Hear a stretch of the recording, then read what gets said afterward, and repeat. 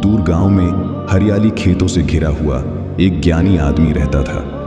उसकी शांति और ज्ञान को देखकर लोग दूर दूर से उसकी सलाह लेने आते थे। एक दिन एक बेचैन जवान लड़का उसके पास आया। उसकी आंखों में बेसब्री थी। उसने ज्ञानी आदमी से विनम्रता से कहा, मैं अपने सब्र के अभाव से परेशान हूं। मैं अपनी बेचैनी में शांति कैसे पा सकता हूं? ज्ञानी आदमी ने सिर हिलाया और उसे पास के बगीचे में ले गए। वहां एक ऊंचे आम के पेड़ के नीचे खड़े हो गए जो कच्चे आमों से भरा था। जवान लड़के की नजर उन ब्रांचेस पर टिक गई जो मीठे आमों के लिए तरस रही थी।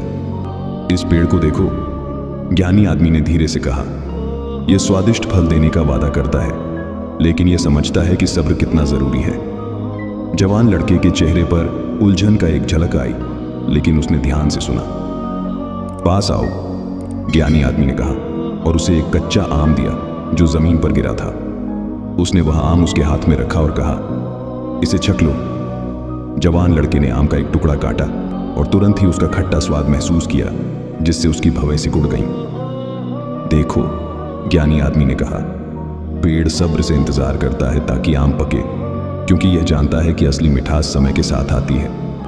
अगर यह जल्दबाजी करेगा तो स्वाद कड़वा और असंतोषजनक होगा। जवान लड़के की बेसब्री धीरे धीरे समझ में बदलने लगी। उसने समझा कि इंतजार सिर्फ समय काटना नहीं है, बल्कि एक ऐसी प्रक्रिया है जो गहराई और समृद्धता को बढ़ाती है, जो आखिर काम मिलेगा।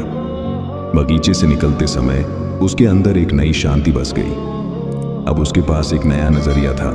समझ गया था कि जिंदगी के सबसे मीठे इनाम इंतजार के लायक होते हैं। अपने अनुभवों के बगीचे में उसने सब्र को पोषने का विचार किया, हर पल को पकने और प्राकृतिक रूप से अनफोल्ड होने दिया, जैसे पेड़ अपने फल को पकने के लिए इंतजार करता है। हमें भी अपनी जिंदगी में सब्र अपनाना चाहिए। सब्र सिर्फ समय का गुजर जाना नहीं है, बल्कि एक ऐसी प्रक्रिया है जो हमारे अनुभवों को गहराई और मिठास देती है। सब्र हमारे जीवन में शांति और संतुष्टि लाता है और हमें मंजिल से ज्यादा यात्रा की कदर करना सिखाता है। सिर्फ आखिरी नतीजे पर नजर रखने की बजाय हर कदम का आनंद लेना सीखना चाहिए।